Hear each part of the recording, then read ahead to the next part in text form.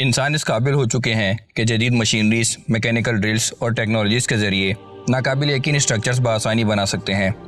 लेकिन आज से हज़ारों साल पहले दुनिया में रहने वाले इंसानों ने कुछ ऐसे अजायबात बनाए जिन्हें आज की जदीद टेक्नोलॉजीज़ के बावजूद भी बनाना नामुमकिन है।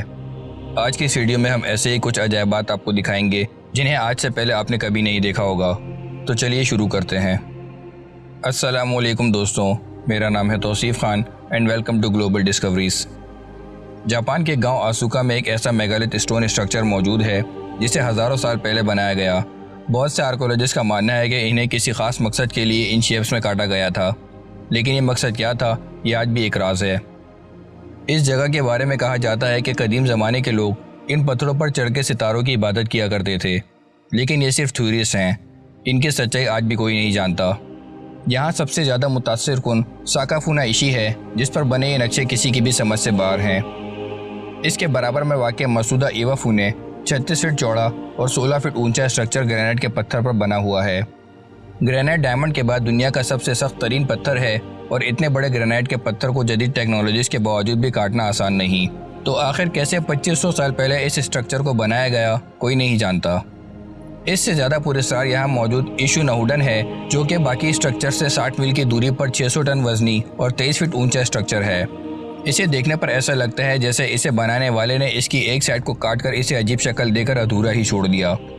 लेकिन जिसने भी इसे बनाया उसने निहायत ही महारत के साथ 600 टन वजनी पत्थर को बिना ज़मीन पर कोई निशान छोड़े मूव भी किया और इसकी एक साइड को हैरत अंगेज तौर पर महज छेनी के जरिए काटकर इस शक्ल में तब्दील भी किया।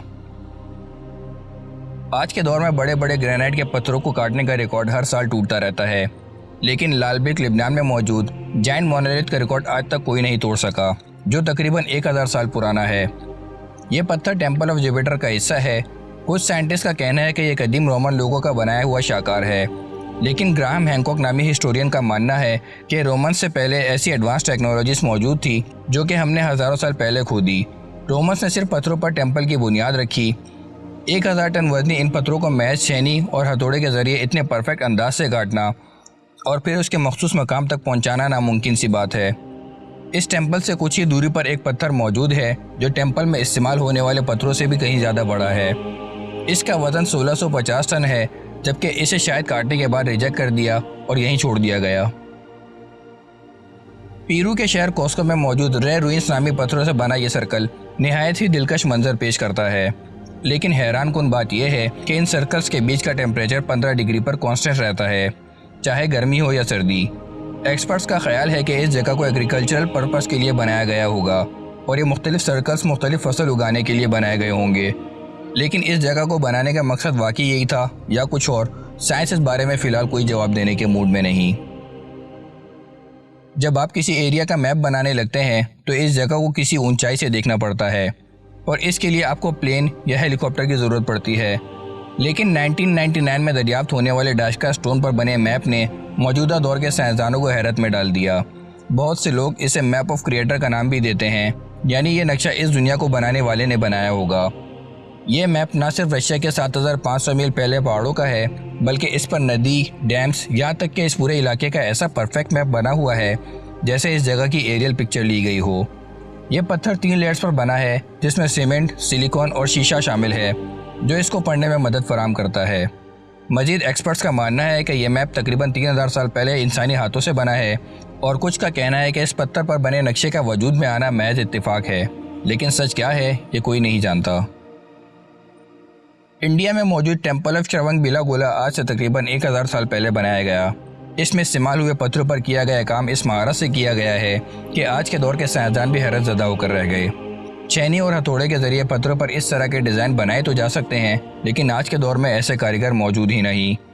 इन पत्थरों पर बने डिज़ाइंस को देखकर एक बात जो हमेशा से ही इंसानों को परेशान करती है वो ये है कि वाकई हज़ारों साल पहले पत्थरों पर काम करने वाले इतने माहिर कारीगर मौजूद थे, या फिर उनके पास आज के दौर से कहीं ज़्यादा एडवांस टूल्स मौजूद थे जिनके ज़रिए इन पत्थरों को इतनी खूबसूरती से तराशा जाता था। आखिर कौन थे वो लोग जिन्होंने हज़ारों साल पहले इन नामुमकिन कामों को सर अंजाम दिया? रिसर्चर्स ने रशिया के पहाड़ों में कुछ ऐसी चीज़ें दरियाफ्त की हैं जिनके बारे में कहा जाता है कि ये किसी एलियन शिप के क्रैश होने से यहाँ गिरी होंगी। मिलने वाली चीज़ें दरअसल कॉपर की कॉइल्स हैं जो कि किसी इंजन या मशीनरीज में पाई जाती हैं। रशियन एकेडमी ऑफ साइंस ने इन 1 इंच की कॉइल्स पर तहकीक करने पर यह अंदाज़ा लगाया है कि ये इतनी छोटी कॉइल्स किसी नैनो टेक्नोलॉजीज़ में ही इस्तेमाल हो सकती हैं। लेकिन हैरानकुन बात यह है कि 1991 में दरियाफ्त होने वाली ये कॉइल्स तकरीबन 3300 साल पुरानी हैं और आखिर में साइंटिस्ट इस पर तहकीक करने पर बस यही जान सके हैं कि ये कॉइल्स एलियन ने यहाँ छोड़ी होंगी। इससे ज़्यादा कोई नहीं जानता कि ये कॉइल्स किसने बनाई और यहाँ कैसे पहुँची। कदीम इजिप्शियंस ने पिरामिड कैसे बनाए, यह हमेशा से एक पुरस्कार मामला रहा है, लेकिन आर्कोलॉजिस्ट ने पिरामिड्स के करीब 24 ब्लैक बॉक्सेस दरियाफ्त किए हैं जिन्हें ग्रेनाइट से बनाया गया है। ये ब्लैक बॉक्सेस पिरामिड के करीब एक पहाड़ की गार में से दरियाफ्त हुए हैं जिन्हें 21वीं सदी की बहुत बड़ी कामयाबी समझा जा रहा है। लेकिन ये बॉक्सेस 3300 साल पहले बनाए गए हैं और इन्हें सेरेपम ऑफ सकारा का नाम दिया गया है, जो कि कदीम मिस्री लोग अपने खुदा को सेरेपस पुकारते थे, इसी के नाम पर रखा गया है। लेकिन पिरामिड्स के साथ साथ ये ब्लैक बॉक्सेस किसने बनाए, साइंटिस्ट आज भी इस सवाल के जवाब की खोज में हैं। इथोपियन क्रिश्चियंस जब बात करते हैं खुदा की तो इशारा करते हैं लालीबेला पहाड़ों में बने 11 चर्च की तरफ, जो कि ग्रेनाइट के सिंगल ब्लॉक से बनाए गए हैं। जबकि एक्सपर्ट्स का मानना है कि मौजूदा दौर में ऐसा एक चर्च बनाने के लिए तकरीबन 40,000 लेबर की ज़रूरत पड़ेगी, लेकिन उसके बावजूद भी ये चर्च बनाना तकरीबन नामुमकिन होगा।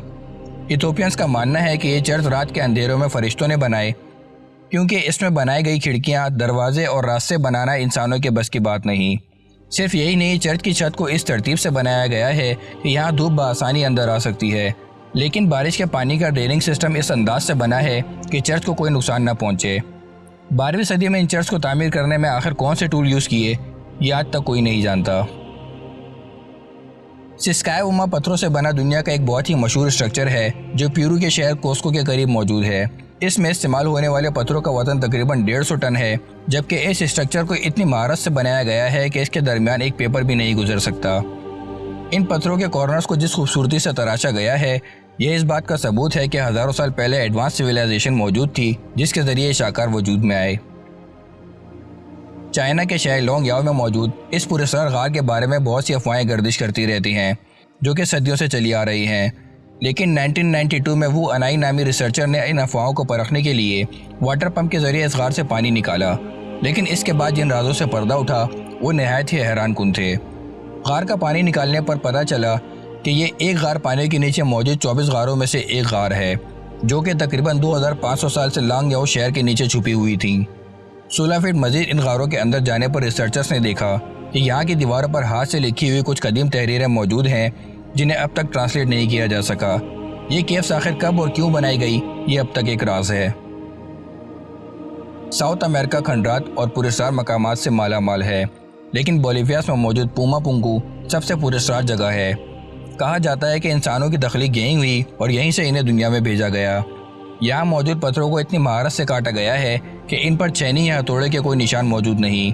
इस टेम्पल के पत्थरों को इतनी तरतीब से फिट किया गया है कि इनके दरमियान से एक पेज भी नहीं गुजर सकता। 3000 साल पुराना ये टेम्पल आज के दौर में तामीर करना नामुमकिन है, तो आखिर बिना किसी एडवांस टूल के कैसे इस टेम्पल को तामीर किया गया, शायद ये हमेशा ही एक राज रहे। एशिया के एक छोटे से मुल्क लाओस के पहाड़ों में ग्रेनाइट से बने 10 फीट ऊंचे जग मौजूद हैं जिन्हें 1930 में दरियाफ्त किया गया, लेकिन हकीकत में ये जग तकरीबन 2000 साल पुराने हैं।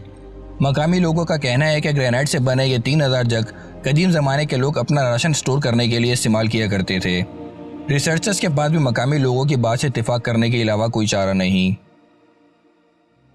कदीम ज़माने की बाकियात में से एक जगह माइक्रोनेशिया के नैन मेडोल में मौजूद है, जो मरजान के पत्थरों से बना एक ऐसा आर्टिफिशियल आइलैंड है जो कि पत्थरों से बनी बाउंड्री के बीच मौजूद है।